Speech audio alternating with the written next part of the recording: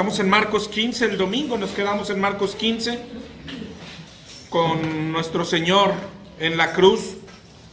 Pero los viernes estábamos tomando el discipulado de Pedro, que ya hemos visto gran parte. Vimos su comienzo. Después, el viernes pasado, vimos su casi final, es decir, como que la obra casi terminada, para después concentrarnos a partir de hoy en lo que hay en medio, que ya lo hemos tocado muchas veces, ¿no? Lo que hay en medio viene siendo para nosotros lo más importante, es donde estamos nosotros como cristianos y durará hasta que el Señor nos llame, ¿no? Tiene muchos nombres en el cristianismo, la perseverancia, el permanecer, el proceso, pues todos lo recitamos de memoria, que es un proceso, el caminar, el arrepentimiento, la santificación, todo ese periodo que está entre nuestra conversión, cuando el Señor nos alcanza, y cuando el Señor venga por nosotros o cuando el Señor nos llama. Toda esa es nuestra vida cristiana. ¿Qué nos enseñó Pedro que hay en este periodo? Te decía, vimos el principio de Pedro, que es igual al de nosotros, a todo cristiano. Comenzó con un llamado. Vimos el llamado de Pedro. Vimos la elección, ¿sí? Vimos la elección de Pedro, que aquel llamado se da porque fue elegido, como nosotros también fuimos elegidos.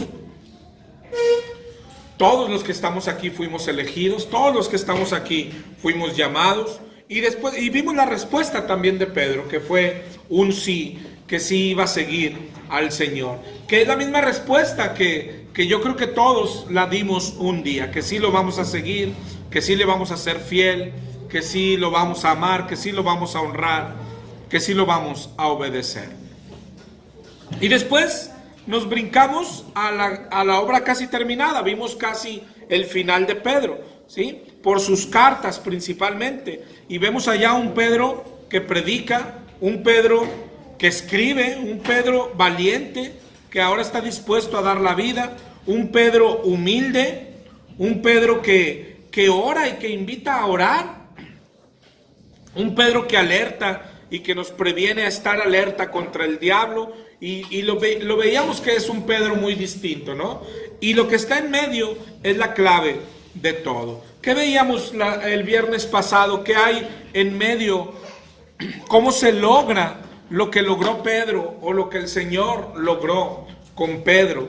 Y veíamos que si ves incluso la Biblia cronológicamente, está acomodada pues magistralmente, ¿no? Porque si nos detenemos en donde Pedro niega al Señor y nos brincamos al Pedro de Hechos 2, de Hechos 4, que ya está predicando valientemente, tú dices, este no es el mismo que se quedó allá en Getsemaní, ¿verdad? ¿Qué pasó ahí? Y hay 4 cosas en que consiste y que nos van a ayudar a nuestra santificación, ¿sí? Y la primera que vimos es, sí, una caída, ¿sí? Una gran caída tuvo Pedro, ¿sí? Una gran caída. La negación de Pedro se da siendo ya Pedro un seguidor de Cristo.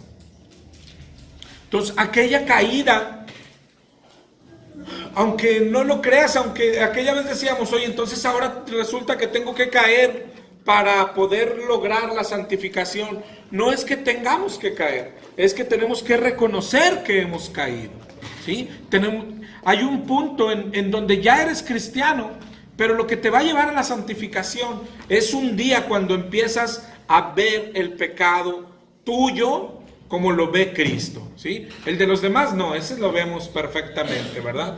Ese todos sabemos que los demás se van a morir, pobrecitos, ¿no? Pero llega lo que está buscando Dios es un día que veamos nuestro pecado, es más, nuestro pecado como vemos el de los demás, ¿sí? Así de grave, así de mortal, así como lo ve el Señor.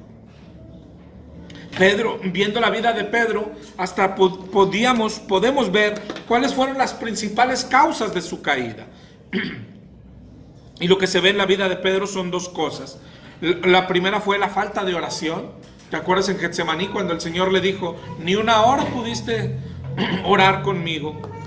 Y la segunda es el orgullo, ¿sí? El orgullo espiritual. Hermano, estas dos cosas preceden a toda caída, a toda gran caída. El orgullo espiritual es tan importante descubrirlo. Dice la Biblia que el que piensa que esté firme, mire que no caiga. Ese es el primer paso para lograr ser el producto que Dios quiere que seamos, para seguir avanzando en la santificación. Un día tiene que pasarnos esto, una caída como la tuvo Pedro. Pero te repito, no es de que mañana tengo que entonces ponerme una borrachera. No, tienes que ver para atrás y darte cuenta que todos ya hemos caído tan grave como cayó Pedro. Todos ya la hemos sufrido. La diferencia es que no nos hemos sentido como se sintió Pedro, ¿verdad? Lo segundo que sigue, viéndolo cronológicamente, después de la caída, ¿sí? Cuando Pedro lo niega y el Señor lo sacan de ahí para ser vapuleado, para ser molido y para ser crucificado. Eso también sigue a nuestra caída. La cruz, ¿sí? Pero la cruz, antes de darnos salvación, la cruz tiene que darnos, aumentarle a nuestra vergüenza. La cruz, cuando llega a este punto en tu vida, ojo, repito, siendo ya cristianos, ¿sí? Porque el caminar cristiano, si te fijas, es tan, ¿cómo decirlo?, tan común que todos lo vivimos igual, ¿sí? Un día nos predicaron el evangelio, creímos, nos arrepentimos, nos quebrantamos, lloramos. Ese día supimos que el Señor nos perdonó y empezó nuestro caminar cristiano. Tristemente, hermano, en todos nos pasa casi igual, que empezamos a perder de vista aquello que vivimos cuando escuchamos el evangelio. Es decir, empezamos a no ver el pecado como lo vimos incluso ese día. Empezamos a justificarnos, empezamos a ver nuestro pecado diferente. Y tristemente, repito, ese es el caminar cristiano. El cristiano se va endureciendo. En vez de ser más sensible al pecado, se va endureciendo. Va cometiendo pecados que cree que a él ya no le son muerte. Por eso es necesaria la caída. Ver que ese pecado es peor. Cuando hablamos del pecado del cristiano, es peor que el que cometías antes. Volver a ver la cruz, y la cruz darte más vergüenza, porque costaron esos pecados la sangre de nuestro Señor. ¿Para qué? Para poder recibir, después de ver esto, la gracia y el perdón de Dios, ¿sí? Tristemente habemos muchos cristianos caminando en pecado, sin arrepentimiento, sin quebrantamiento, que estamos caminando hacia la muerte y no nos damos cuenta, y nos vamos a dar cuenta demasiado tarde, hasta que estemos delante del Señor. Por eso esto es básico, tener una caída, reconocer nuestra caída, ver la cruz del Señor para poder recibir la gracia. Y otra vez, después de la gracia, que si te fijas no fue la conversión de Pedro. La conversión de Pedro fue cuando lo llamó allá, cuando era pescador, le dijo: ven y te haré pescador de peces. Pero esta es una caída que se da siendo ya un seguidor de Cristo, y sale Pedro, y ahí vemos al Pedro que queremos llegar a ser, ¿verdad? Entonces está la caída, la cruz, la gracia, y enseguida el Espíritu Santo. Te digo, cronológicamente, si lo ves, está el Espíritu Santo, y es el punto más importante, y de este vamos a comenzar hoy a hablar los viernes, del Espíritu Santo.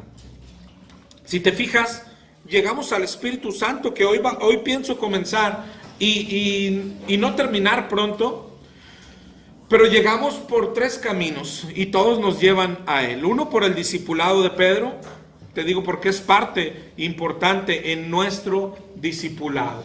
¿Quién es el Espíritu Santo? Dice Primera de Juan 2:27, que es nuestro maestro. Primera de Juan 2:27 dice: la unción que recibieron de él permanece en vosotros, y no tenéis necesidad de que nadie os enseñe, así como la unción misma os enseña todas las cosas y es verdadera. Entonces, el Espíritu Santo es nuestro maestro en este discipulado. ¿Quién es el Espíritu Santo? Es nuestro guía también.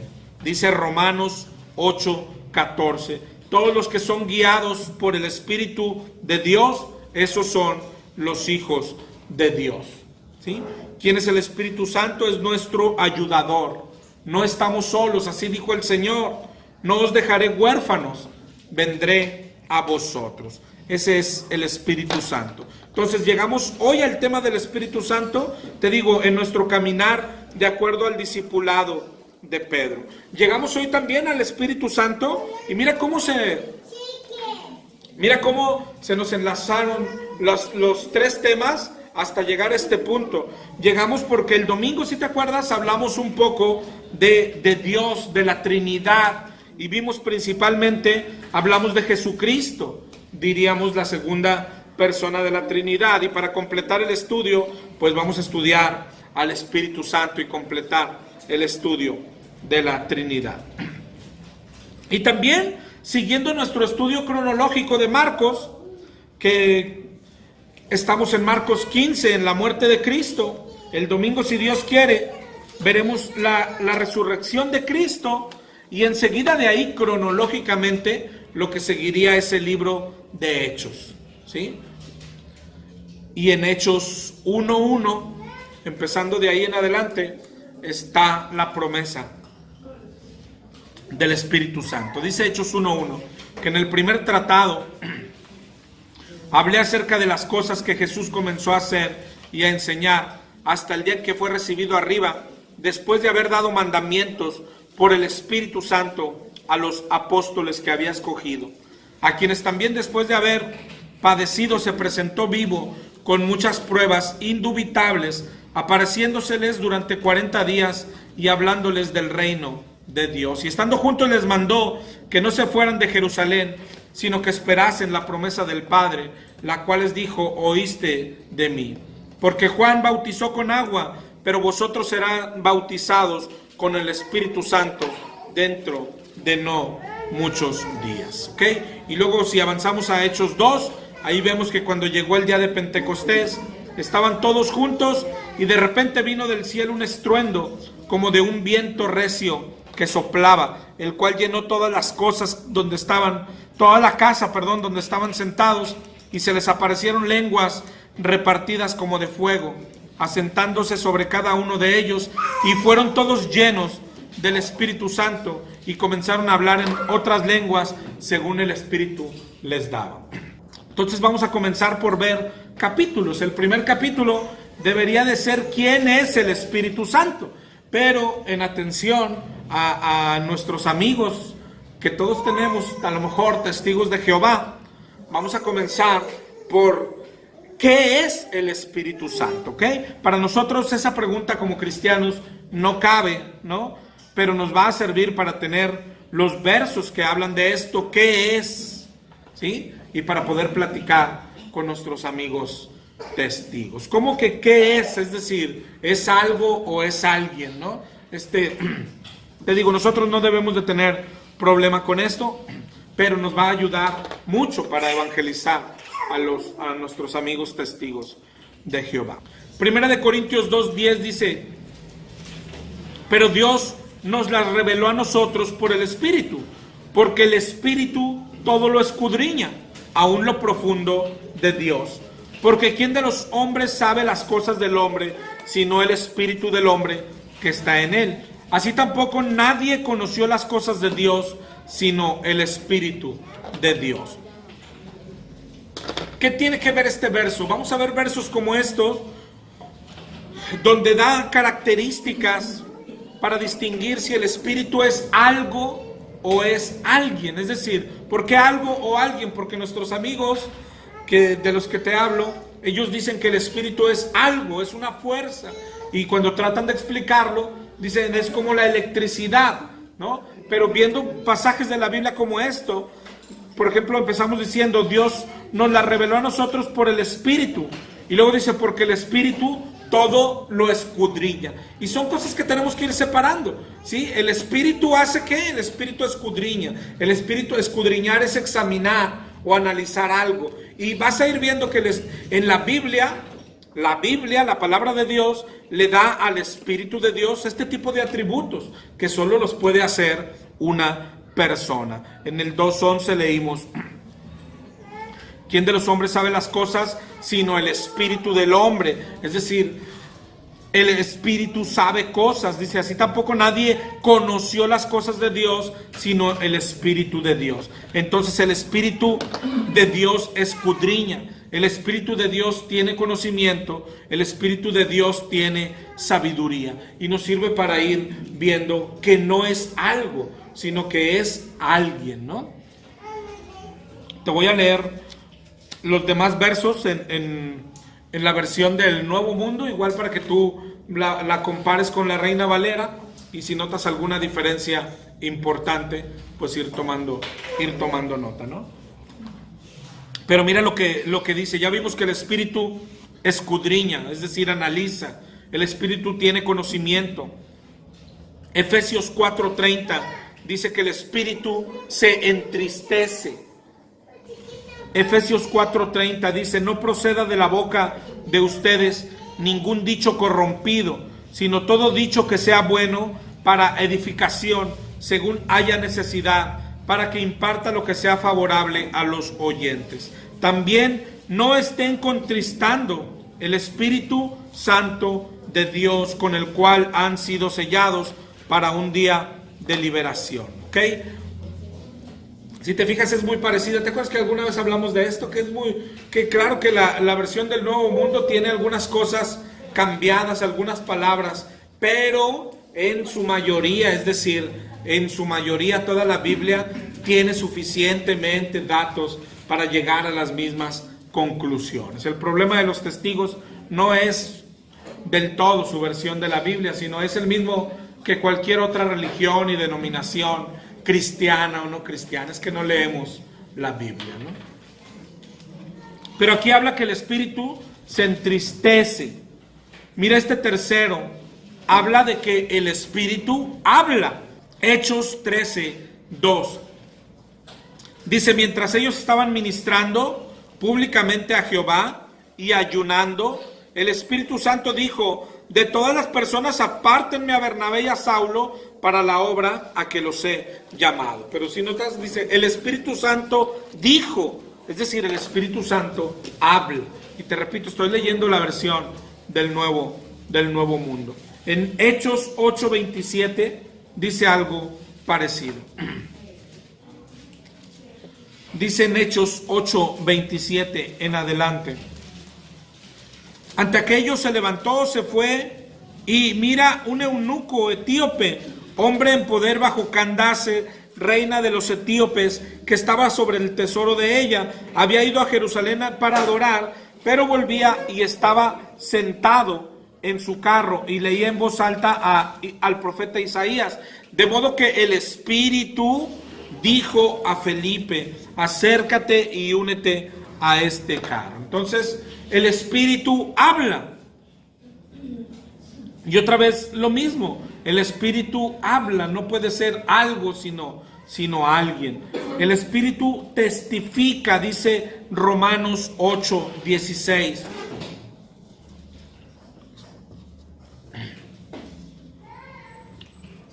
Romanos 8:16 dice: el Espíritu mismo da testimonio con nuestro espíritu de que somos hijos de Dios. Es decir, da testimonio, testifica. Dice en Juan 15:26 también: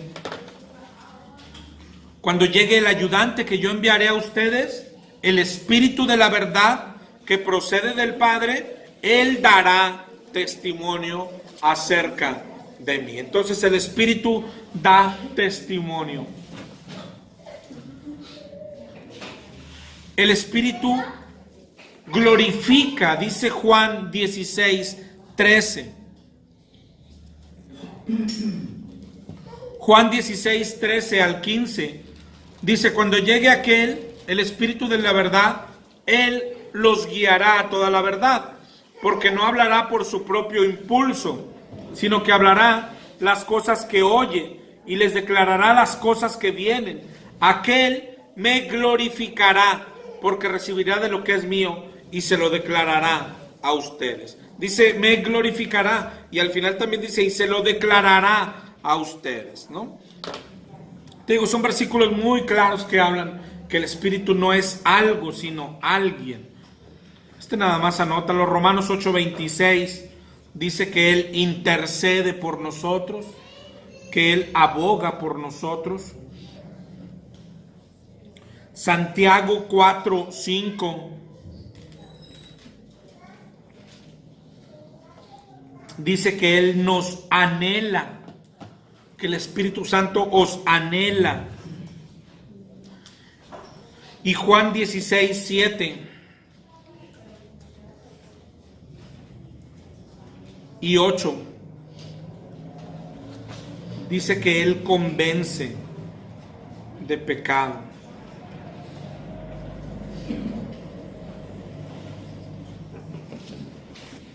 Otra característica del Espíritu y por cual se ve que es una persona está en Hechos 5:3. Al Espíritu se le puede mentir, se le pueden echar mentiras, imagínate. Hechos 5:3 dice, Pedro le dijo a Ananías, ¿por qué te ha envalentonado Satanás a tratar con engaño al Espíritu Santo y a retener secretamente parte del precio del campo? Mientras permanecía contigo, ¿no era tuyo? Y después que fue vendido, ¿no continuaba bajo tu control? ¿Por qué te propusiste un hecho de esta índole en tu corazón? No has tratado con engaño a los hombres, sino a Dios. ¿Okay? Entonces al Espíritu se le puede mentir. De Hechos 5:3 no solo nos enseña que es una persona, sino ahí al final ya nos deja ver de qué persona se trata. Mateo 12:3 nos dice que se le puede ofender, ¿te acuerdas? La ofensa al Espíritu Santo. Hebreos 10:29 también habla de que se le puede ofender.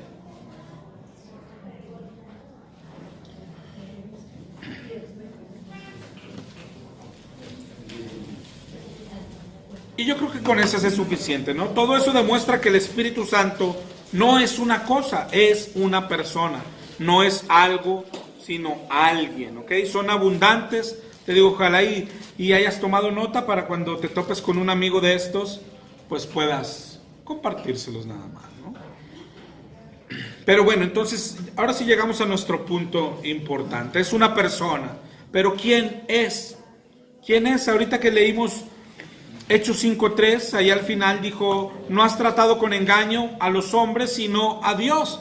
Y empezó diciendo que estaba mintiendo al Espíritu Santo. En muchas partes de la Escritura enseña que el Espíritu Santo es el Espíritu de Dios y que es Dios mismo. Entonces, te digo, lo que enseña la Biblia en muchas partes es que el Espíritu Santo es Dios mismo. Es el Espíritu de nuestro Dios. 1 Corintios 6:11. Esto erais algunos, mas ya habéis sido lavados, ya habéis sido santificados, ya habéis sido justificados en el nombre del Señor Jesús y por el Espíritu de nuestro Dios. ¿Okay? El Espíritu Santo es el Espíritu de Dios. En Juan 4:24, Juan 4:24 dice que Dios es Espíritu. ¿Te acuerdas de este pasaje? Y los que le adoran en espíritu y en verdad es necesario que adoren. Dios es Espíritu. Segunda de Corintios 3:17 dice que el Señor es el Espíritu y donde está el Espíritu del Señor, ahí hay libertad.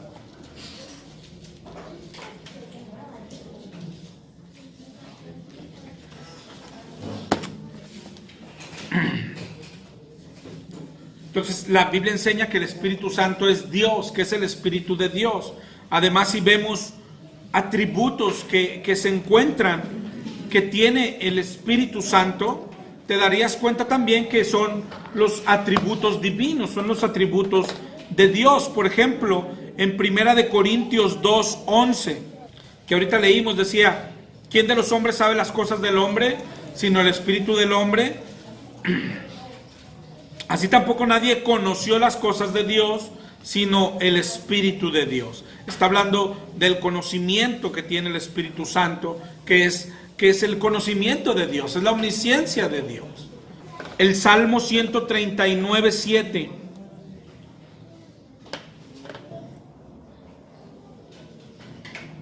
Salmo 139, 7 dice: ¿a dónde me iré de tu espíritu? ¿Y a dónde huiré de tu presencia? Esto habla de la omnipresencia del Espíritu. ¿A dónde puede decir que no está el Espíritu de Dios? Que es Dios, es decir, Dios es omnipresente, y el Espíritu Santo, que es Dios, también. Entonces, si te fijas, tiene los atributos de Dios porque es Dios. Y así se ve en la Biblia, en varios pasajes, si los comparáramos. Por ejemplo, segunda de Pedro 1:21.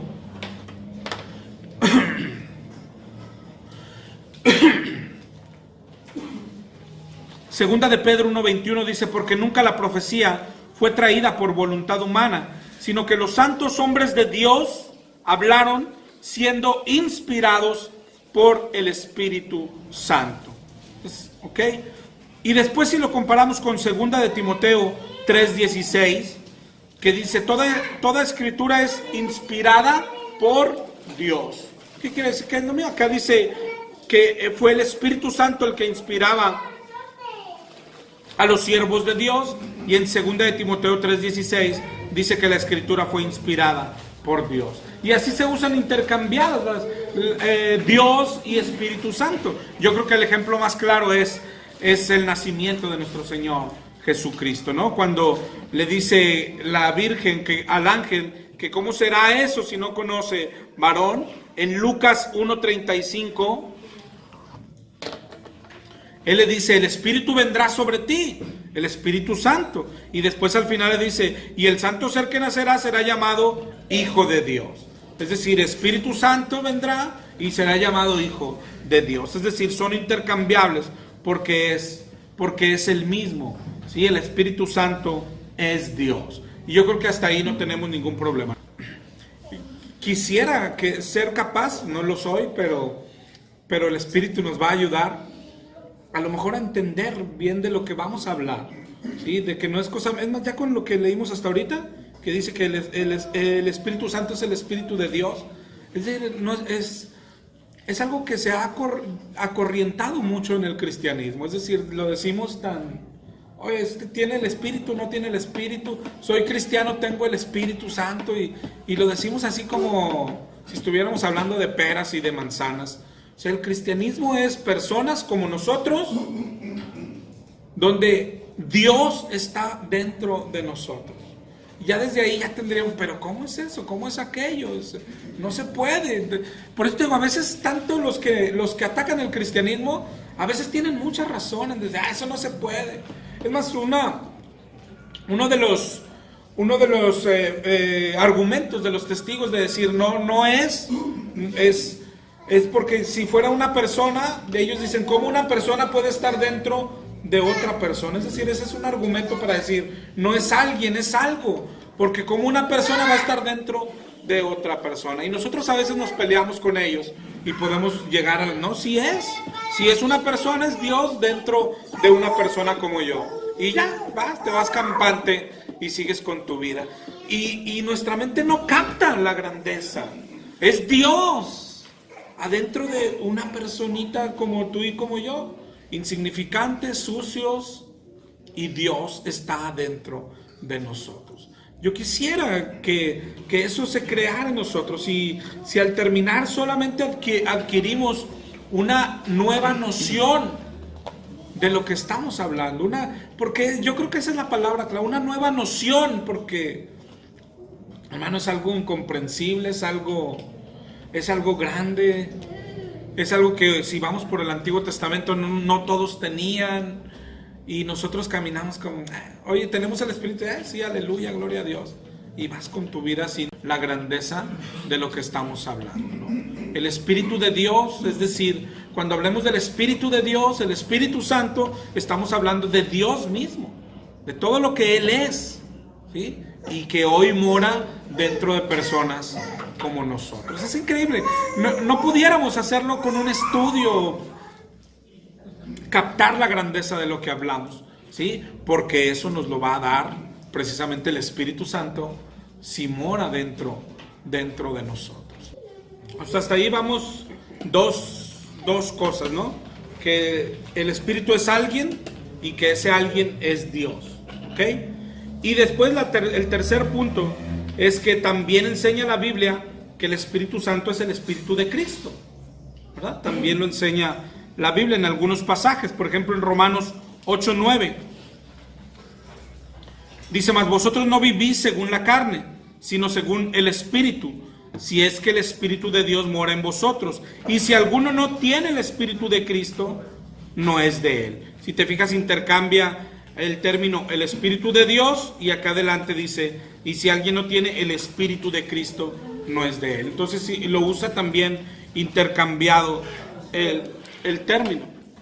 Mencionó otro verso donde Jesús dice: no te dejaré huérfanos, vendré a vosotros. Ese es Cristo diciendo que Él es el que va a venir, que Él es el Espíritu Santo. Era Juan 14:18. Gálatas 4:6 enseña también esto. Dice: por cuanto sois hijos, Dios envió a vuestros corazones el Espíritu de su Hijo, el cual clama: Abba, Padre. ¿Ok? Entonces, si te fijas, la Biblia dice que es el Espíritu de Dios y también que es el Espíritu de su Hijo. Pero también la Biblia dice que hay un solo Espíritu.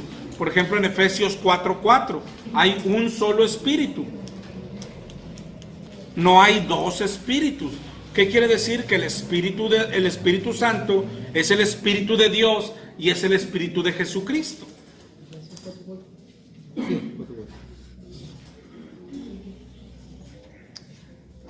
Filipenses 1:19. Porque sé que por vuestra oración y la suministración del Espíritu de Jesucristo, eso resultará en mi liberación. Ahí habla del Espíritu de Jesucristo. Pero entonces, ¿quién es? ¿El Espíritu de Dios o el Espíritu de Cristo? Y la Biblia dice que los dos. De hecho, en Juan 14:23, respondió Jesús y le dijo: el que me ama, mi palabra guardará, y mi Padre le amará. Y luego dice: y vendremos a él y haremos morada con él. Es decir, ambos dos, que es uno solo. El Espíritu Santo es el Espíritu de Dios y es el Espíritu de Cristo, porque como veíamos el domingo, Cristo es Dios. Es uno solo, ¿no? Dice Romanos 8:9: si alguno no tiene el Espíritu de Cristo, no es de él. Y aquí te digo ya, nuestra mente tiene derecho a estar un poco confundida, ¿no? ¿Cómo puede ser el Espíritu de Dios, el Espíritu de Cristo, y cómo pueden ser uno? Un poquito lo que veíamos el domingo, ¿te acuerdas?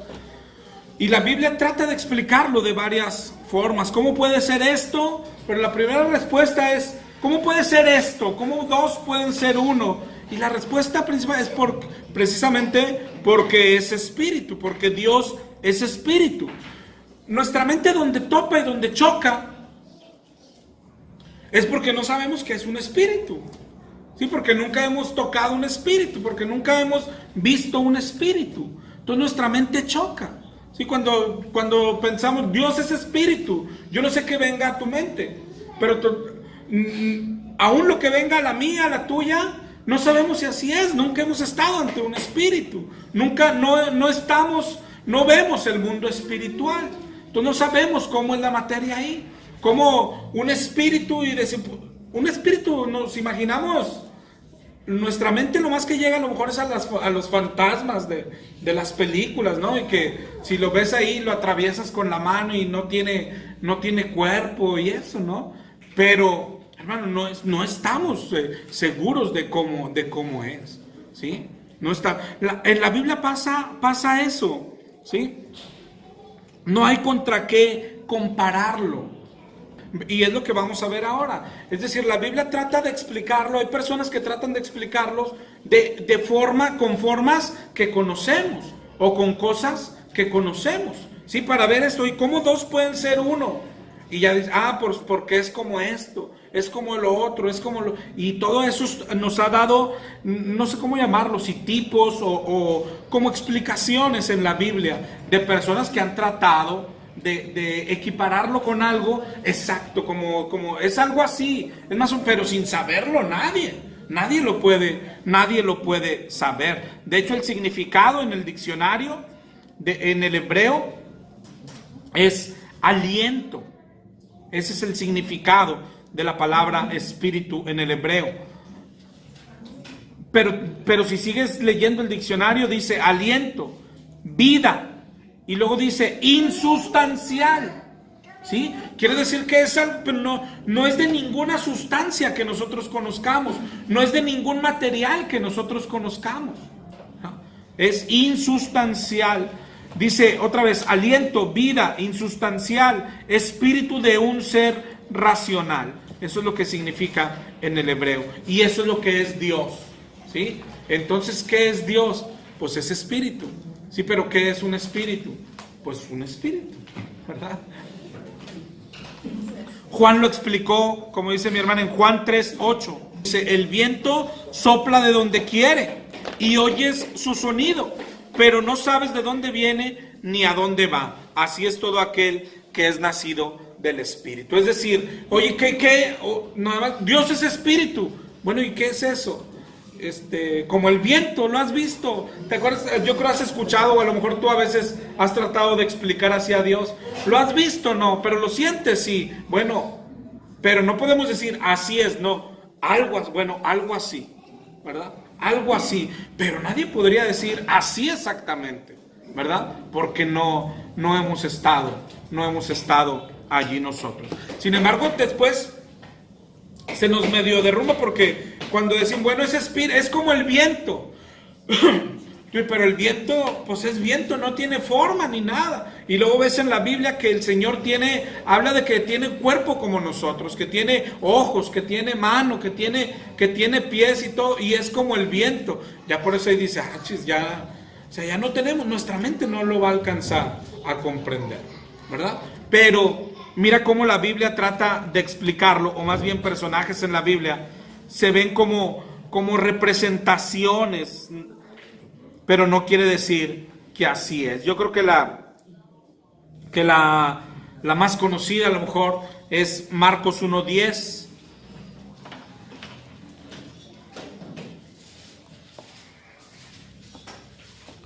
Habla de nuestro Señor siendo bautizado por Juan. Marcos 1:10. Cuando subía del agua, vio abrirse los cielos y el Espíritu como paloma que descendía sobre él, y vio una voz de los cielos que decía, tú eres mi Hijo amado, en ti tengo complacencia. Fíjate cómo este es un caso especial, porque no podemos confundirnos. ¿Te acuerdas la foto que teníamos el domingo? Ya no está. El de la Trinidad y que venía así como una paloma. No, el Espíritu Santo no es una paloma. Aquí, ¿qué es lo que está pasando? Dios no quería ejemplificar el Espíritu Santo, sino Dios quería ejemplificar lo que hace el Espíritu Santo, la obra del Espíritu Santo. Jesucristo se bautiza, sale y el Espíritu desciende sobre él, ¿sí? El Espíritu como paloma. Dios lo hizo así porque por dos cosas: por enseñarle a los que están viendo y a nosotros por medio de su palabra que eso es lo que pasa. Cuando te arrepientes, cuando crees, el Espíritu baja sobre ti. Y también porque le había dicho a Juan, ¿te acuerdas? A Juan le dijo, aquel sobre el que veas descender el Espíritu Santo. Y nomás faltó Juan que dijera, pero el Espíritu no se ve, ¿cómo lo voy a ver? Y dijo, bueno, te lo voy a explicar cuando hemos hablado con esto, como un maestro que dice, te lo voy a explicar con manzanas. El Señor dijo, te lo voy a explicar con palomas, ¿ok? Para que lo entiendas bien. Cuando veas el Espíritu descender, nomás le falta como una paloma sobre aquel que lo veas descender, ese es, ¿verdad? Pero es como la primera representación que se ve en la Biblia del Espíritu Santo. Pero no es una paloma, ¿verdad? Es lo que está haciendo la Biblia. Y otras representaciones son, por ejemplo, se dice del Espíritu Santo en 2 de Corintios 1:22. Muy despacio, ¿verdad? Es mejor para captarlo mejor. No tenemos prisa. No es que el Señor nos llamara pronto, ¿verdad? No nos puede la prisa. Segunda de Corintios 1:22 dice que son las arras. Y en Efesios 1:14 también dice que el Espíritu son las arras. Bueno, las arras en realidad lo que es decir, es algo que se usaba en los negocios en la antigüedad, en la economía común. Las arras es como la garantía de que se cumpliría una promesa. ¿Sí? Hoy nosotros lo conoceríamos algo parecido, como el enganche de algo. ¿Sí? Pero las arras es la garantía de que una promesa se iba a cumplir. El diccionario bíblico es lo que dice. Entonces, la Biblia dice del Espíritu Santo que es nuestra garantía. ¿Sí? ¿De qué? De que recibiremos algo al final. Eso es lo que es el Espíritu. Las arras, pero las arras en el significado siempre implica que existe un resto. Es decir, las arras no es todo, es solo la garantía. ¿Ok? Así es que lo que Pablo enseña es esto. En Efesios 1:14, que nos ha sellado y nos ha dado las arras del Espíritu en nuestros corazones. Esto deja entrever eso, que el Espíritu, ¿cómo que las arras? La garantía de algo. Nosotros podemos, y hablamos de hecho, lo grande que es tener el Espíritu de Dios dentro, y sin embargo no es lo más grande. Lo más grande es que un día estaremos delante de este Dios, ahora siendo parte nosotros del mundo espiritual y pudiéndolo ver como Él es. Lo veremos tal cual es. El Espíritu es la garantía de aquello, ¿verdad? Por eso Pablo da esta, te digo, no sé cuál sea su nombre exacto, si alguien me ayuda, o esta representación, por decir. Otra representación de la que menciona la Biblia es como fuego, ¿verdad? Yo creo que esa también es común. Ahorita leímos Hechos 2:3, que dice que se les aparecieron lenguas repartidas como de fuego, asentándose sobre cada uno de ellos, y fueron todos llenos del Espíritu Santo. ¿Sí? Es otra representación del Espíritu Santo. ¿Sí? Ya lo vimos como paloma, aquí dice como fuego. De hecho, Juan Bautista decía: el que viene después de mí, él los bautizará con Espíritu Santo y fuego. Otra figura, yo creo que es mejor, ¿no? Decir figura, y yo creo que lo que más se usa en el Antiguo Testamento, el aceite, ¿verdad? También es figura, y esa es desde el Antiguo Testamento, siempre ha sido figura el aceite del Espíritu Santo. Con el aceite es con que se ungía. Cuando se habla de aceite se habla de unción, y luego vemos que en el Nuevo Testamento se habla del Espíritu. Ahorita en el que leímos, 1 de Juan 2:27, dice la unción que recibieron de Él, es decir, está hablando del Espíritu Santo y lo está ilustrando como aceite. En Lucas 4:18 dijo Jesucristo: el Espíritu del Señor está sobre mí, por cuanto me ha ungido para dar buenas nuevas a los pobres. La palabra ungir significa untar, nada más, es todo lo que significa. Ungir significa untar. O es decir, no sé cuándo has usado esta palabra, untar, en muchas. Por ejemplo, cuando un niño se hace acá un chipote, creo que le untas manteca de puerco. ¿Qué le gusta? ¿Qué le untan las manos? Pero ungir es eso, es untar. Pero ¿por qué pasó a ser? ¿Por qué la usó el Señor así?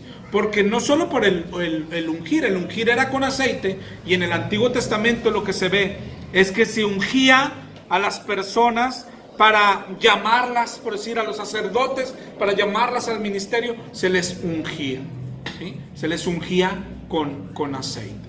Entonces, lo que dice aquí en Lucas 4:18, el Espíritu del Señor está sobre mí por cuanto me ha ungido Es decir, es para un ministerio vino el Señor, y por eso era el ungido. De hecho, este era el nombre que se le decía, el ungido, el Cristo. Eso es lo que significa, ¿verdad? El ungido. Otra figura del Espíritu Santo que se usa en la Biblia es como el sello. No sé cuántas llevamos, como 4, ¿no? Bueno. En esa parte de ungir con aceite, la práctica hoy de ungir con aceite lleva cierto toque de idolatría por tratar de Podría ser. simbolizar algo, Podría serlo, o ¿no? de darle cierto creencia o poder Lo que no, al artículo físico. porque depende de lo que piensan del aceite. Por ejemplo, ahí en radio tenemos un compañero de radio que sí le da propiedades casi mágicas al aceite. Eso está fuera de toda proporción, ¿verdad? Pero te digo, a lo mejor aunque no lleguemos a ese extremo de calificarlo como idolatría, pues te digo, la Biblia ya no nos manda a hacer eso. Podríamos ver algún pasaje, pero que son pasajes narrativos, como decir, oye, que y lo ungió con aceite. Bueno, lo ungió con aceite, pero a nosotros no se nos manda ungir a nadie, ¿verdad? No hay ningún mandamiento para ungir a nadie, ¿no? Y mucho menos. Y es que yo pienso que la mayoría de las veces, en el momento en que la gente está pensando que el aceite es parte del proceso para que esa persona pueda recibir lo que sea, entonces ya hay cierta... Ya, claro, le das ciertas propiedades que no tiene. Aun si alguien dijera, basado en Santiago 5, y hay otro pasaje en Marcos, donde dice que ungían a los enfermos, luego entraríamos, está perfecto, ¿verdad? Oye, hay que ungir a los enfermos, bueno, está perfecto, pero y luego entraríamos en otro problema, ¿y con qué los vamos a ungir? ¿Verdad? Oye, el aceite de oliva, pero ¿y dónde dice que tiene que ser aceite de oliva? ¿Por qué no? Yo siempre digo, ¿por qué no aceite de cártamus? ¿O por qué no aceite de malabar? ¿Por qué no con vaporub? ¿Por qué no aceite de carro? ¿Verdad? Porque la Biblia no dice eso, ¿verdad?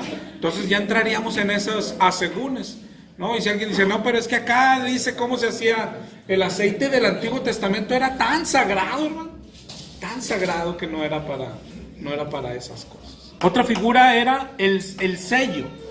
El Espíritu Santo es el sello. Dice 2 de Corintios 1:21.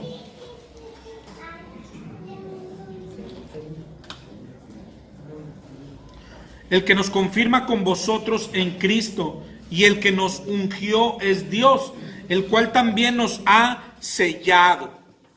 Y ahí es donde dice, y nos ha dado las arras del Espíritu.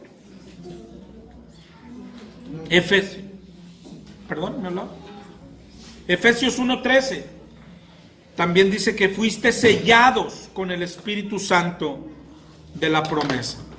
¿Tú me hablabas, hermano? ¿No? Entonces, esa es otra figura, que el Espíritu Santo como un sello. Y el significado, yo creo que ya hemos hablado de él, no es un sellito de esos como de tinta que usa el banco, no es un sello con el que se sellaban los libros, que era como una tipo calcamonía, sino que habla de, el diccionario te deja ver que habla de un sello más como el que ponían los propietarios a sus reses, a su ganado, un sello con fuego precisamente, un sello que denotaba propiedad. Entonces por eso cuando habla del Espíritu Santo es el sello, es decir, el Espíritu Santo es aquel sello que nos pone Dios y que dice propiedad de Dios. El Espíritu Santo, cuando bajó la paloma a nuestro Señor, se escuchó del cielo, este es mi Hijo amado, en el cual tengo complacencia. Y eso es lo que, cuando el Señor pone el Espíritu en nosotros, esto no fue exclusivo de Jesús. Cuando el Señor pone su Espíritu en nosotros, nos está poniendo un sello que dice eso. Este es mi Hijo amado, en el cual tengo complacencia. Es decir, el sello es el que nos hace hijos. El sello es el Espíritu Santo de Dios, ¿verdad? Esa es otra figura que usa la Biblia. El agua también. El agua también se usa en la Biblia como figura del Espíritu Santo.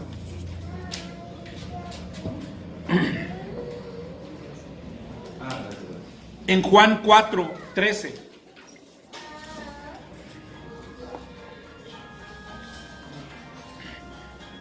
Y te digo, yo veo el agua, el aire, ya son más como esfuerzos de explicar cómo es aquello.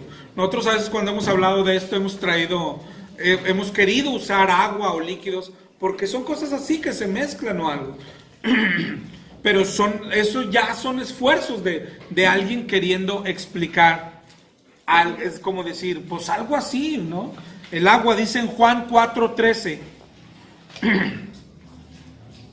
y 14: cualquiera que bebiere de esta agua volverá a tener sed, mas el que bebiere del agua que yo le daré no tendrá sed jamás, sino que el agua que yo le daré será en él una fuente de agua que salte para vida eterna.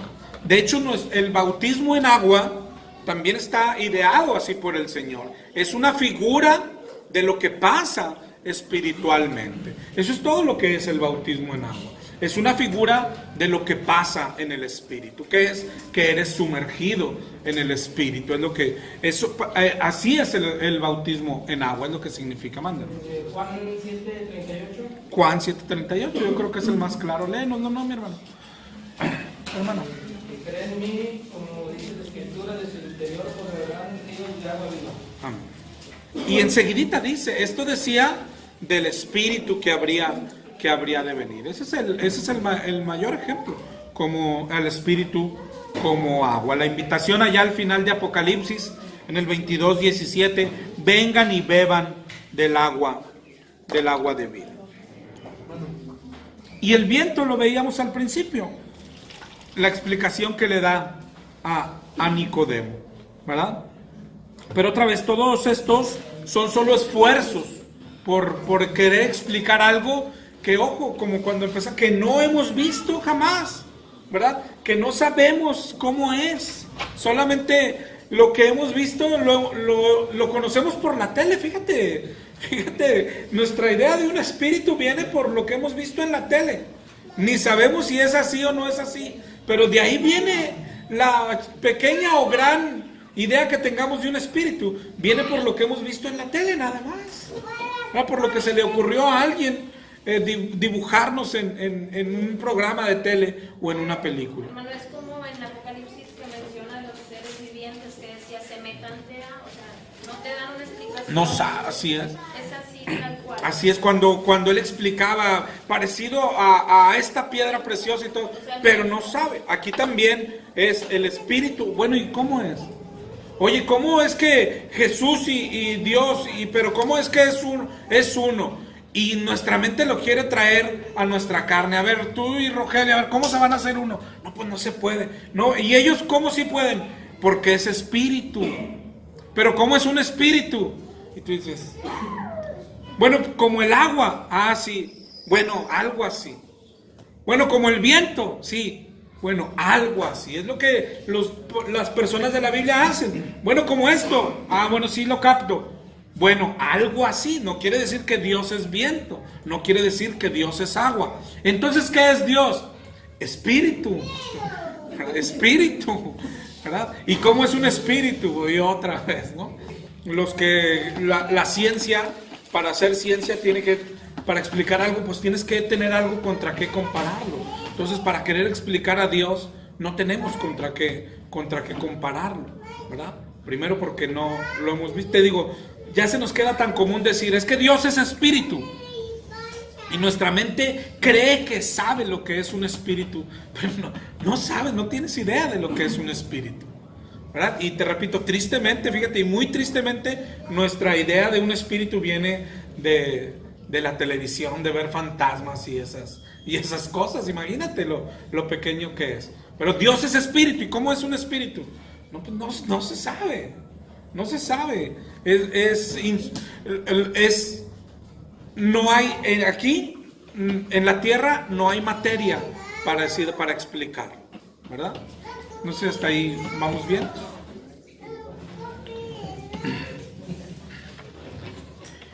Juan 13:19. El Señor Jesús dice: desde ahora os lo digo antes que suceda, para que cuando suceda creáis que yo soy. De cierto os digo, el que recibe al que yo enviaré, está hablando del Espíritu Santo, me recibe a mí, dice Jesús. Y el que me recibe a mí, recibe al que me envió. Es decir, al Padre. ¿Pero cómo? Así como está. Así de claro, ¿ok? No preguntes más. El que recibe el Espíritu Santo está recibiendo al Hijo y está recibiendo, comenzamos hoy. Es decir, estás recibiendo a Dios. A Dios. ¿Ok? Hermano, esto es grandísimo. Si tú analizaras todas las religiones, yo creo que si se formaran todas las religiones, no solo se formaran, mi hermano, sino si fueran analizados por alguien, más por el ser más inteligente que exista, no sé quién sea, y se pusiera a ver lo que predica o enseña cada religión, la más ilógica es el cristianismo. Es decir, o sea, como Dios y luego bajó a la tierra y luego se fue y ahora vive en las personas. De hecho, ¿tú qué ofrece Buda? No, pues que pórtate bien y te va. Tiene más lógica, ¿no? O sea, lo más fuera del alcance de la mente es el cristianismo. Así que nuestro Dios se hizo hombre, que nuestro Dios dejó su trono para morir por nosotros, que luego ascendió y dijo, pero volveré, pero ahora en espíritu, e hizo morada en las personas. Sí, hay quien le decía al Señor cuando hablaba de la resurrección, dijo, ahora cuéntame una de vaqueros, ¿verdad? ¿Cómo va a ser eso? Pero te digo, nosotros se nos hace hoy fácil creerlo, precisamente porque el Espíritu Santo nos ha convencido, ¿verdad? Pero no son cosas fáciles de creer, ¿verdad? No son fáciles de creer. Ahora, la pregunta es si en realidad lo hemos creído, ¿verdad? Porque podemos recitarlo de memoria, ¿sí? El Espíritu Santo vive en nosotros, pero te digo, ¿la verdad lo hemos creído?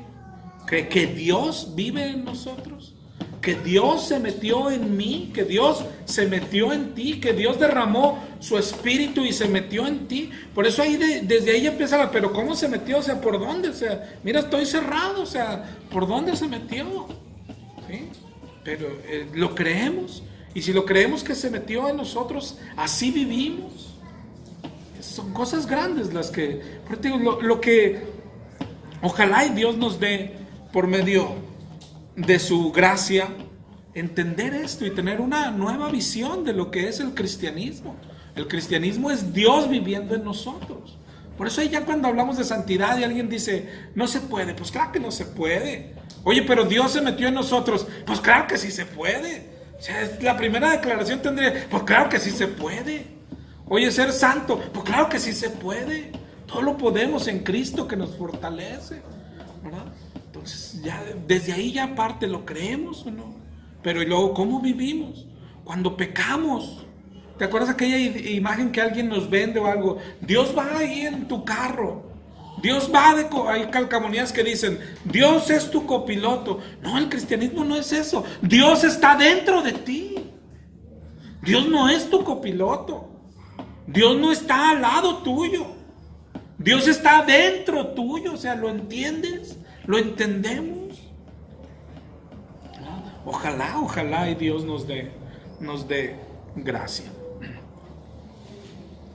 Ahora, después de ver esto, vamos a comenzar a verlo en la Biblia cronológicamente, una corridita así por el Antiguo Testamento hasta llegar al Nuevo. Pero ya llevamos 4 partes, ¿no? Que el Espíritu Santo no es algo, es alguien, y la Biblia lo enseña con toda claridad. Que el Espíritu Santo, ese alguien es Dios, y que el Espíritu Santo es Cristo, y ahí ya es donde, pero ¿cómo? Pues eso dice la Biblia, ¿verdad? ¿Cómo? Porque es espíritu, y no entendemos nosotros qué es un espíritu, ni podremos entenderlo. Y después vimos aquellas figuras que hay en la Biblia tratando de explicar esto. O sea, ¿por qué Dios puede hacer esto? Porque es espíritu. ¿Y cómo? Explícamelo. pues con lo que tenían al alcance querían explicar esto, ¿verdad? Hasta ahí vamos ahorita. Ahora vamos a comenzar a ver en la Biblia desde cuándo aparece el Espíritu Santo. ¿Y cuál es la diferencia? Precisamente como hablaba nuestro hermano Josafat, porque sí hay una diferencia entre el Antiguo y el Nuevo Testamento, pero ¿cuál es aquella diferencia? Porque lo primero que vemos en el Antiguo Testamento es que el Espíritu sí actuaba muy parecido en el Nuevo. ¿En qué sentido? El Espíritu ya estaba adentro de las personas. Hay veces que decían, oye, pero no, estaba sobre nada más. No, la Biblia dice adentro, adentro. Mira estos pasajes.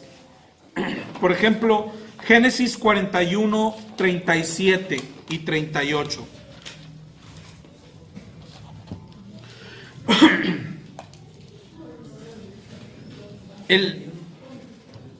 El asunto pareció bien a Faraón. Génesis 41, 37 al 38.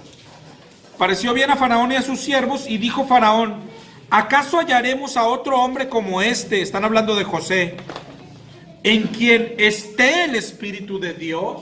Es decir, el Espíritu ya estaba en José. El Espíritu ya estaba dentro de José. Números 27, 18.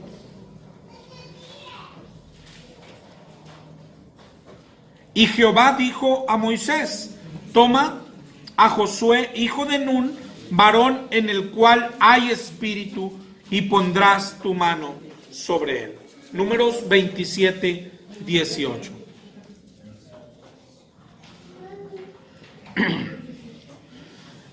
Daniel 4, 8.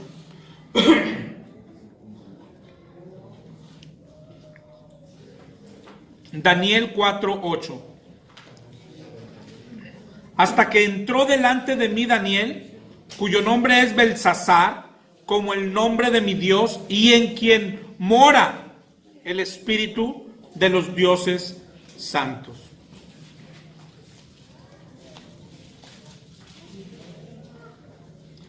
Éxodo 31, 1.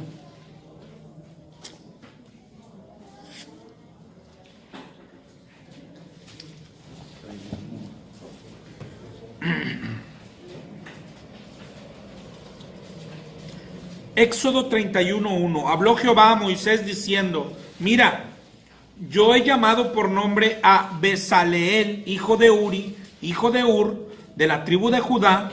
Y mira lo que dice ahí: y lo he llenado del Espíritu de Dios. Es decir, lo que vemos en el Nuevo Testamento, que somos llenos del Espíritu Santo, en el Antiguo ya se ve personas que eran llenas del Espíritu Santo. Ezequiel 3:24.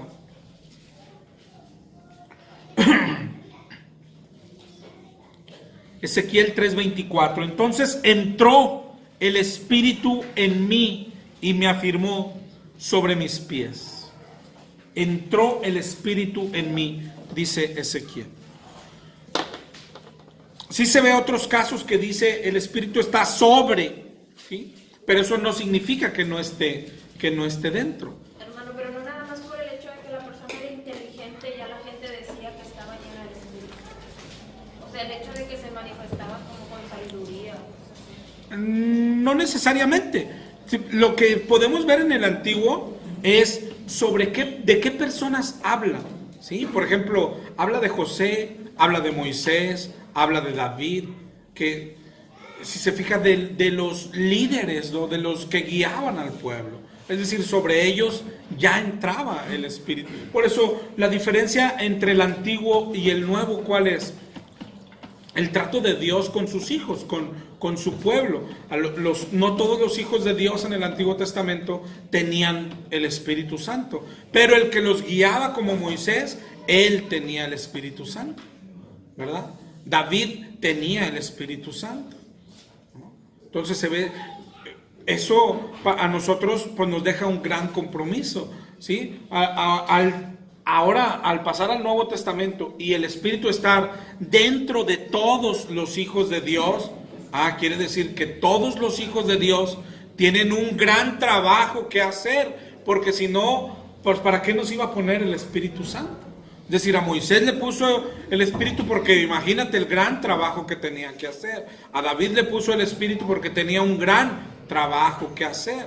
A todo el cristiano se lo da porque tiene un gran trabajo que hacer, una gran responsabilidad que hacer, ¿verdad? Esa es la diferencia entre el Antiguo y el Nuevo Testamento. Miren, primera de Samuel 16:13. Samuel tomó el cuerno del aceite y lo ungió. Está hablando de David en medio de sus hermanos. Y desde aquel día en adelante, el Espíritu de Jehová vino sobre David.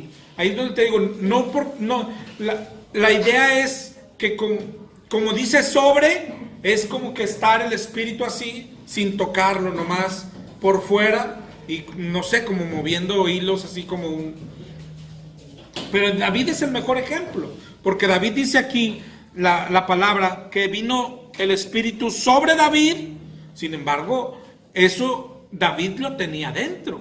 En el Salmo 51:10 y 11, él dice: renueva un espíritu recto dentro de mí. No me eches de delante de ti y no quites de mí tu Santo Espíritu. Es decir, aquel que la Biblia dice que estaba sobre David, quiere decir que estaba dentro de David. Entonces los pasajes donde dice, en Jueces principalmente hay muchos pasajes que dicen que el Espíritu vino sobre él. No quiere decir que estaba encima sin tocarlo. Lo que se ve en el Antiguo Testamento es que Dios ya ponía su Espíritu dentro de las personas para que guiaran al pueblo, ¿verdad? Y los jueces eran unos de ellos, ¿no? Entonces el Espíritu ya se ve en el Antiguo Testamento y se ve dentro de algunas personas, pero la diferencia es que no sobre todas. El Espíritu venía sobre algunos cuantos, y el Espíritu tenía también otra forma de convivir con las personas, que era mediante el templo, mediante el arca principalmente.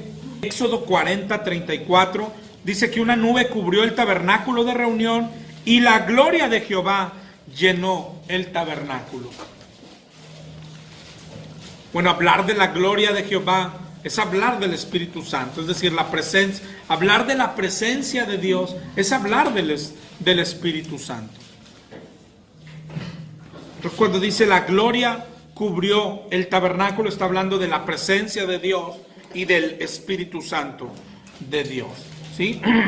Así es como trabajaba en el Antiguo Testamento Dios. Así es como Dios se manifestaba. Así es como Dios convivía con su pueblo. Estaba principalmente en el templo. ¿Te acuerdas que ahí llegaba todo el pueblo a presentar sacrificios, etcétera?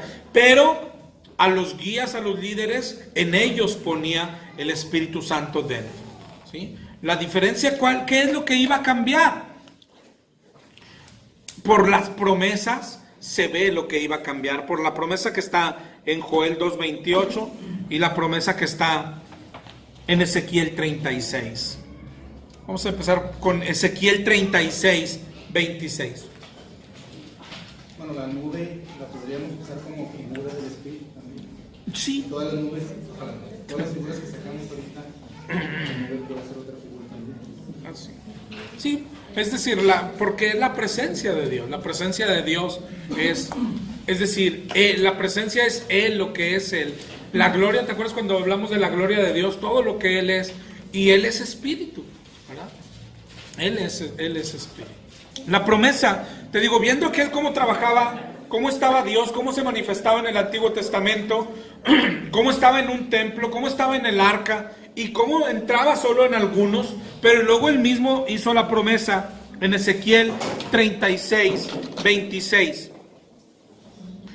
Os daré corazón nuevo y pondré espíritu nuevo dentro de vosotros, y quitaré de vuestra carne el corazón de piedra, y os daré un corazón de carne.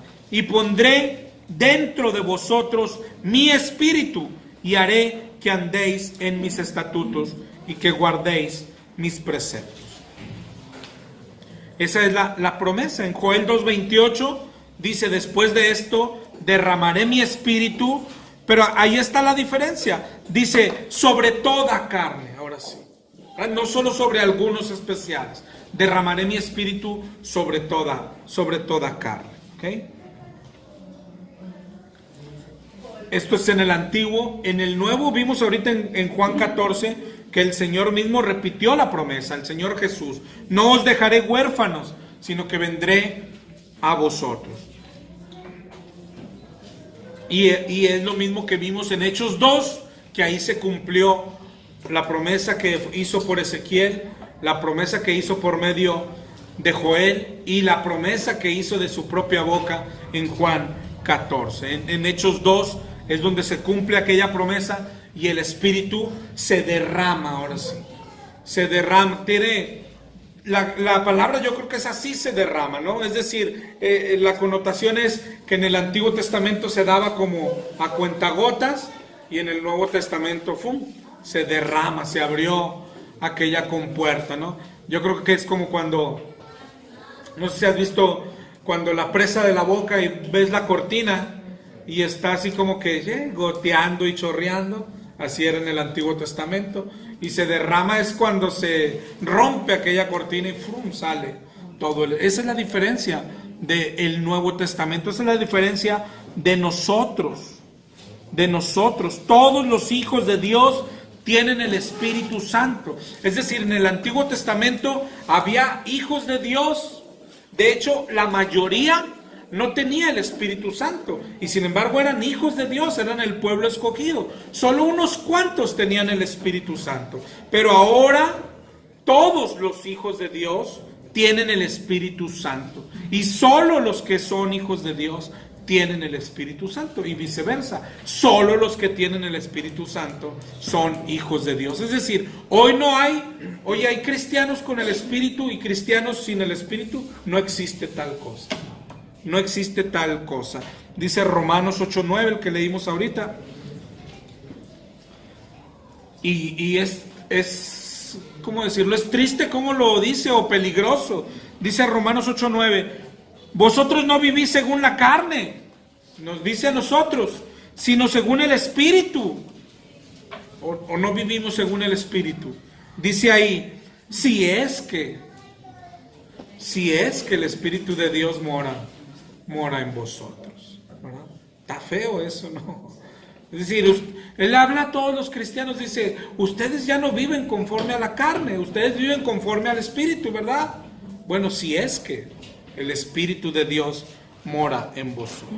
Romanos 8:14 dice, porque todos los que son guiados por el Espíritu de Dios, estos son los hijos de Dios. Es decir, si no tienes el Espíritu de Dios, no eres hijo, pues no eres nada, porque no hay primos, no hay nietos, no hay conocidos, hay cristianos y no cristianos, ¿verdad? Pero dentro de los no cristianos hay muchos que se creen cristianos, ¿verdad? Pero los cristianos son los que tienen el Espíritu Santo de Dios, nada más, ¿ok? ¿Hasta ahí vamos bien? Ya se nos está acabando el tiempo, ¿no? 10 minutos.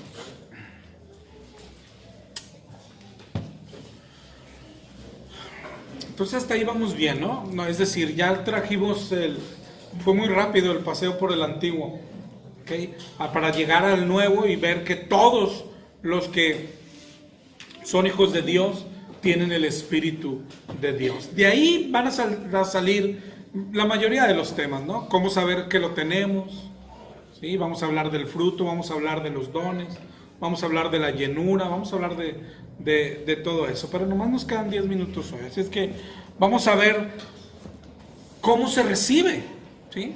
Es decir, cómo llegó a nosotros, cómo se supone que llegó a nosotros. Y el primero que nos da una idea es Jesús, cuando habla precisamente con Nicodemo. En el 3, en Juan 3. Y otra vez el mismo pedacito, Juan 3:8. El viento sopla de donde quiere, oyes su sonido, mas no sabes de dónde viene ni a dónde va. así es todo aquel que es nacido del Espíritu. Eso es lo que pasa, o pasó, o debió haber pasado un día en nuestras vidas. Que no sabemos de dónde y de repente el Espíritu Santo llegó a nuestra vida. Llegó, irrumpió, porque en realidad es así, es como una irrupción, ¿no? De muchas formas, pero Juan 16 también nos dice qué es lo que hace el Espíritu. Y lo primero que hace es la convicción de pecado. Esta es la base de todo, la convicción de pecado, ¿sí? Es decir, ¿cómo saber que el Espíritu llegó a nuestra vida? Porque nos convenció de pecado. Y la convicción de pecado no es algo que un día dices, sí soy pecador. No, la convicción de pecado fue algo que te tiró al suelo de rodillas. La convicción de pecado fue aquel momento que no sé si una tarde entera, un día, 2, 3 te mantuvo llorando por tu pecado, por haber sido sucio, por haber ofendido a Dios. La convicción de pecado es lo que trae el Espíritu Santo, ¿sí? Esa es base para saber cómo se recibe. Así no depende, dice Romanos 9:16, no depende del que quiere ni del que corre, sino de Dios que tiene misericordia. Juan 1:13. Que no depende de voluntad de carne ni de sangre, sino de Dios. Amén, así es. Y en ese instante el Espíritu Santo nos dio salvación. Ya no tenemos mucho tiempo. Yo creo de este preciso momento es la regeneración. Tiene su nombre, el nacer de nuevo. Todo lo que pasa en un solo minuto, segundo, pasan un chorro de cosas. Naces de nuevo, eres adoptado, te convenció de pecado, pediste perdón, lloraste. Todo eso pasó en un solo momento. La regeneración, de la que vamos a hablar yo creo que el viernes que sigue, en 2 viernes, esa pasa en un solo momento, ¿sí? Después sigue la santificación, ese es el proceso. Pero la regeneración pasó en un momento. En un momento recibimos la salvación. ¿Cómo se obtiene? Mira, vamos a acabar aquí con Hechos 2. Vamos a volver a Hechos 2. Es decir, ¿hay algún requisito? Es decir, dice que Él lo da al que quiere, ¿no? Que no depende del que quiere ni del que corre, sino de Dios que tiene misericordia. Pero mira en Hechos 2:22, porque es el requisito. Pedro, lleno del Espíritu Santo ya, ahora empieza a predicar en el 2:22 y dice: varones israelitas, oíd estas palabras. Jesús Nazareno, varón aprobado por Dios entre vosotros, con maravillas, prodigios y señales que Dios hizo entre vosotros por medio de él, como vosotros sabéis, a este entregado por el determinado consejo y anticipado conocimiento de Dios, prendisteis y matasteis por manos de inicuos, crucificándole, al cual Dios levantó suelto los dolores de la muerte, por cuanto era imposible que fuese retenido por ella. A este Jesús resucitó Dios, de lo cual todos nosotros somos testigos. Así que, exaltado por la diestra de Dios y habiendo recibido del Padre la promesa del Espíritu Santo, ha derramado esto que vosotros veis y oís. Sepa pues ciertísimamente toda la casa de Israel que a este Jesús, a quien vosotros crucificasteis, Dios lo ha hecho Señor y Cristo. Y dice en el 2:37: al oír esto se compungieron de corazón y dijeron a Pedro y a los otros apóstoles: varones hermanos, ¿qué haremos? Y Pedro les dijo: arrepentíos y bautícese cada uno de vosotros en el nombre de Jesucristo para perdón de los pecados, y recibiréis el don del Espíritu Santo. Si te fijas en eso, explica para nosotros hoy cómo se recibe. Esto no está hablando, ojo, no está hablando de, entonces Moisés un día lo recibió así. No está hablando de aquel tiempo. No está hablando ni siquiera del tiempo de los apóstoles. Si te fijas, los apóstoles fueron el parteaguas. Los apóstoles ya seguían a Cristo. Pedro ya se había arrepentido, ¿sí? Y Pedro recibieron en Hechos 2 el Espíritu. Es decir, ellos son el parteaguas. Nosotros estamos de este lado. Y para nosotros, nosotros, ¿qué es lo que nos interesa? ¿Cómo se recibe el Espíritu? Y Hechos 2 lo explica. De ahí hacia adelante, así se recibe el Espíritu, ¿sí? Tiene que escuchar el Evangelio, creerlo, arrepentirse, y dice Pedro, y vendrá el don del Espíritu Santo, el regalo, la promesa, ¿sí? De aquí en adelante no hay otra forma de recibir el Espíritu Santo. Pero esta es clave, y yo creo que aquí nos vamos a quedar, hermano. Aún ya después dando el pequeño paseo, eso es diferente a todo lo que pudimos ver, incluso en el tiempo de Cristo, ¿verdad? E incluso con el día de Pentecostés. Es decir, bajó el Espíritu Santo, dice Hechos 2. Oye, todos se estaban arrepintiendo, no estaban haciendo eso. Entonces, ¿qué pasó? Ellos ya se habían arrepentido, ellos ya seguían a Cristo. Entonces, aquí como decir, entonces se puede ser seguidor de Cristo y no tener el Espíritu Santo. No, ellos estaban en esa situación.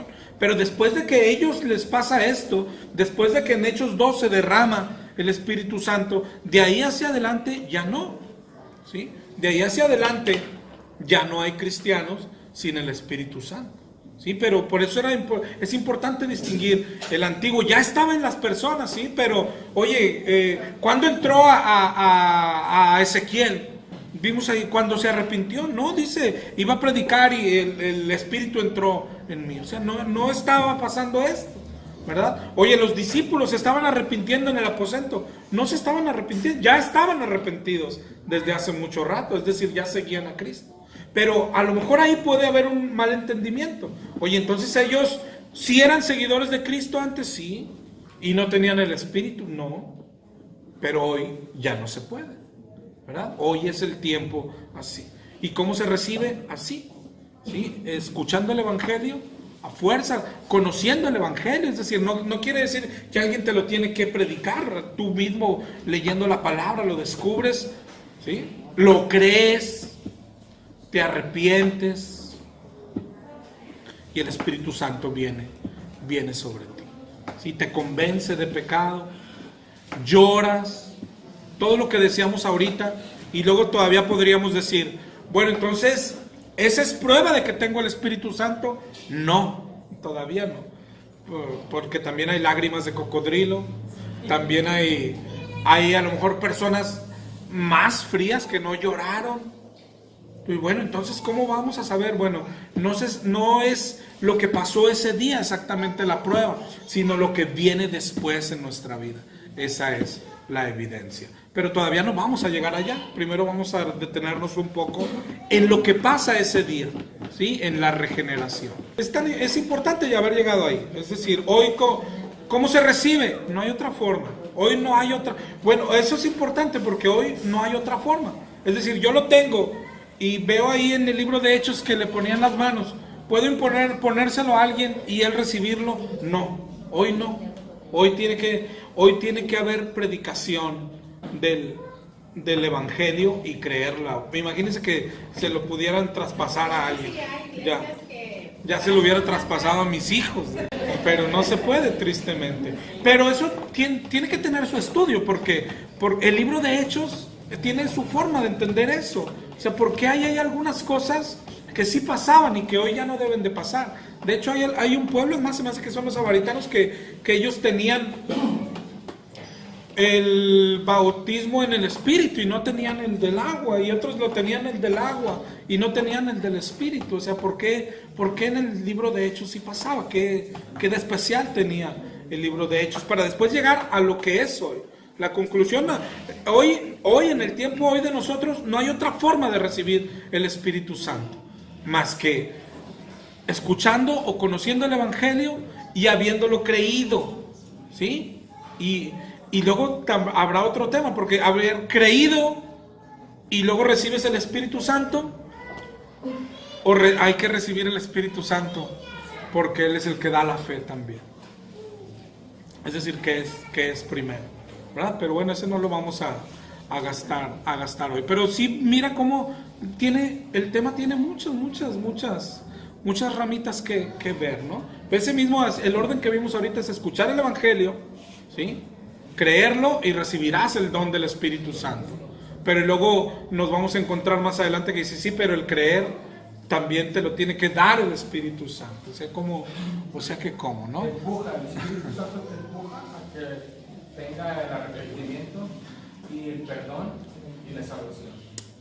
Pero lo da el Espíritu Santo también, sí, ¿verdad? Todo eso lo vamos a ir viendo despacito los viernes, ¿no? Pero hoy quedémonos en eso. Hoy cómo se recibe, escuchando el Evangelio, y por eso es tan importante la predicación del Evangelio. Es decir, el que ya tiene el Espíritu Santo, por eso el Espíritu Santo, ¿a qué te guía? La principal es a predicar el Evangelio, ¿sí? A predicar el Evangelio. ¿Para qué? Para que el Espíritu Santo quiere entrar en todos, es decir, quiere salvar a todos, ¿no? Hay pasajes que sí tenemos que ir como mezclando las cosas. Es decir, el ver a Dios, a veces es bueno sí separarlo, pero hay veces que no. Es decir, cuando habla de Dios está hablando del Espíritu Santo. Cuando habla del Espíritu Santo está hablando de Jesús mismo, ¿verdad? Es uno solo, ¿verdad? Es uno solo. Cuando dice que Dios no quiere que ninguno se pierda, está diciendo que Dios, es decir, el Espíritu Santo, quisiera estar adentro de todos. Eso es lo que Él está diciendo. Quisiera morar en todos. Pero ¿qué hay que hacer? Tienen que escuchar el Evangelio.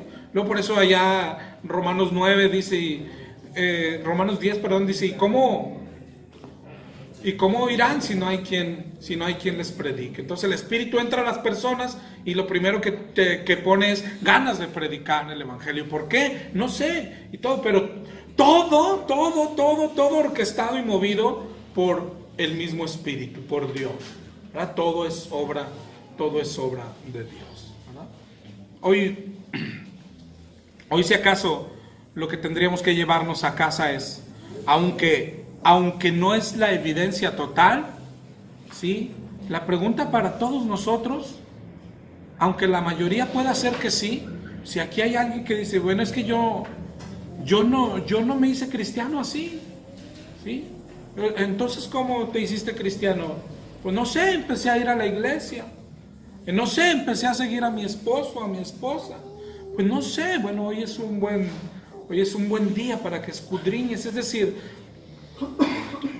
si tú lees la Biblia, tendrías que buscar un estudio del Evangelio. ¿Qué es el Evangelio? Y hacerlo en oración y pidiéndole al Espíritu Santo que te toque para conocerlo, el Evangelio, y para recibirlo a Él mismo. ¿Te acuerdas allá de Lucas 11 que dice, pide y se te dará? Pide y se te dará. Y solo como resumen, ¿qué es el Evangelio? El Evangelio es algo tan sencillo, ¿sí? El Evangelio es que todos somos pecadores. El Evangelio es, si tú aquí no lo has escuchado y creído, el Evangelio a ti te dice que eres pecador o pecadora, ¿sí? Que tu vida ha sido sucia, muy sucia, ¿sí? Que Cristo fue tan sucia que Cristo tuvo que morir por tus pecados, ¿sí? Pero si te arrepientes, si le pides perdón hoy, en tu cuarto, en donde sea, en tu coche, o ahorita mismo que hagamos una oración, si tú le pides perdón, el Evangelio es que Él te perdona, te salva, te adopta y pone su Espíritu en ti, que quiere decir que se va a meter adentro de ti. Ese es el Evangelio. Esa es la mayor noticia que existe, que Dios se va a meter en ti. Hombre, mujer, chiquito o grande, Dios hoy mismo puede entrar a ti, a vivir en ti. ¿No quisieras eso? ¿Hacemos oración?